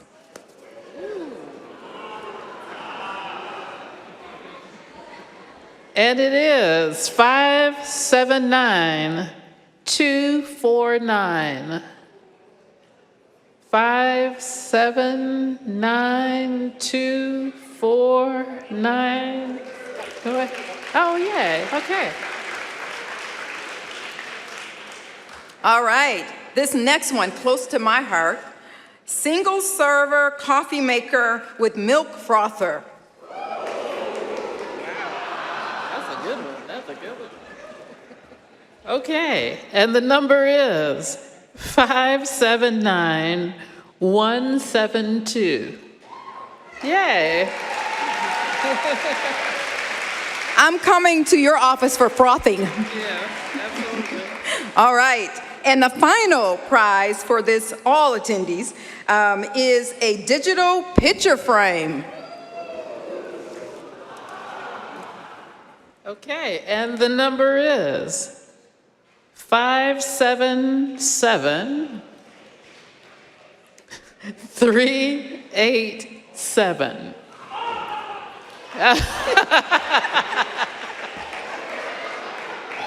I think this was a no back here. Where's the yes? Oh, yay. Okay, wonderful. Congratulations. I feel like I'm gonna have to come back there and hug you. Like that was a painful loss back there. Switching gears to the white.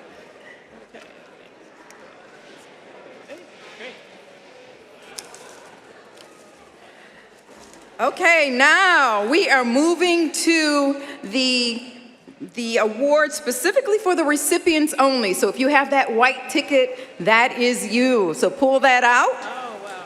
That's cool. All righty. And the very first one is for a fitness tracker watch with screen protector and additional band. Okay, and our first number is 813572. Oh, yay. Congratulations. You're on a roll. All righty. The next one is a Stanley Cup 30-ounce hot cold insulated tumbler, and work backpack with charging port. And it is 005682. Oh, yay. She's on the HR team. She's HR. It wasn't rigged. I just want you all to know that that one came with a dance. You missed it. You missed it if you didn't look back in time. All righty. The third one, is a Kindle Fire with a tablet cover. And our number is 005704. So close, I heard that. 005, you may have another opportunity. 704. Okay, we're gonna, going once. Okay. The next opportunity is 005733. Yes? No? No? Okay, I know some of you are thinking she needs to put her glasses on. Okay. Oh, we have it? Oh, yay. Congratulations. All right. The next one is a kitchen garden with seeds and indoor kitchen gardening book. A kitchen garden. Hey, wait a minute. That was a weak ooh. Was that like ooh? There are all kinds of oohs. Somebody is going to love it. 005634. Oh, there you go. Joy, right there. Right there. You screamed for that. I like it. All righty. The next one is an eco-friendly grocery kit, reusable produce bags, reusable freezer bags, drying rack, heavy-duty reusable grocery bags. So the eco-friendly people.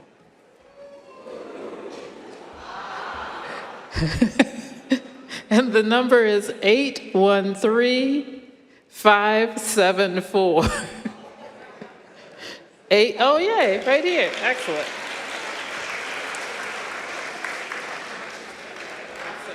All right. And now we are moving to the grand prize. Drum roll, please. Thank you very much. This is worth $800, people. Say that again. Yes. And it consists of a wonderful gift certificate to a bed and breakfast at the Way West Inn, an Iron Bridge Wine Company gift certificate. Oh, like that, huh? Okay. And then a Toby's Dinner Theater gift certificate. All right, all for the retail price of $800, but there's only one winner, sorry people. So here we are. Are we ready? Drum roll, please.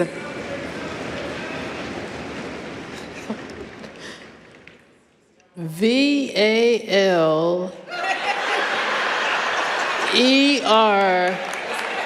Oh, numbers? It has to be numbers?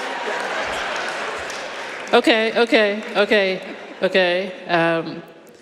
813573. Oh, yay! Congratulations. Wonderful. Wonderful. And I have to say a very special thank you to our president, Kathy, as well as Philip for that final grand prize. Give them a hand as well. So kudos to them, and we celebrate them. Hopefully this has been fun. This has been a wonderful, wonderful event. So grateful, and I thank you all for participating. I am standing between you and the wonderful food that is available to us, so we are going to get started, but I can't say enough to my HR team. Raise your hands and wave and stand up, HR team. You guys are phenomenal.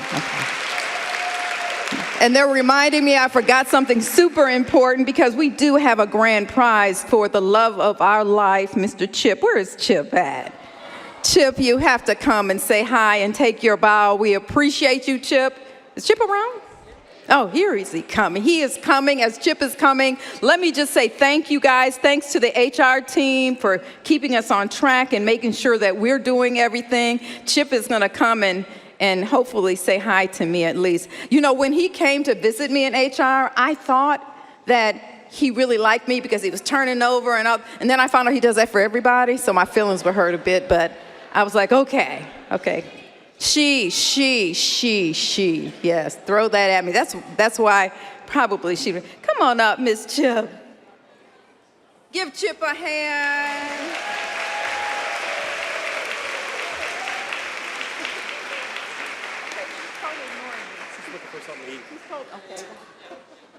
You know what? It's like I didn't bring the biscuit this time. Oops. So there we go. So thank you so much, Chip. We love you. We love you. And with that, I am actually going to, did I remember everything, team? Did I forget anything else? I'm good? Okay. What? Oh, yes, thank you so much. See, this is why I have a fabulous team. So if you will look there on your table on the program, on one of those programs, there is a sticky on the back. If you have the program with a sticky, you get a chance to take the centerpiece with you, all right? That's just another door prize. So you have a sticky, take the centerpiece with you, put it in your office, in your space. That is yours to have and to hold, all righty? Okay, now, I'm good, Jill? Great. And I have to say this too, Jill has been phenomenal on our team and has led this the entire year. So Jill, thank you for your leadership with this. You've been tremendous. And then finally, as we're enjoying our lunch, I would be remiss if I did not thank our student jazz ensemble that is here. Let me tell you who they are as they're getting started. Jack Horvath is in the tenor saxophone and a jazz study major. Mike Pfeiffer on the bass is a jazz study major and musical technology double major. Connor Lefevre on the drums is a music technology major. And Aaron Statham on the piano is a music composition major. We're so proud of our students. Give our students a hand. We truly appreciate you. Your table number will be called to take you and allow you to get your lunch. Enjoy the fellowship. We will be around just saying hi to you and things of that nature. But thank you guys so much. Have a tremendous rest of your day and enjoy lunch.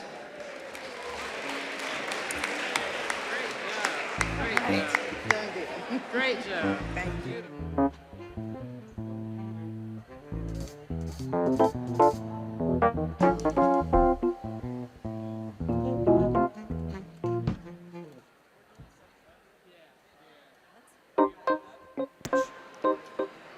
Let's have tables numbers 1 through 3. 1 through 3. Go and help yourself.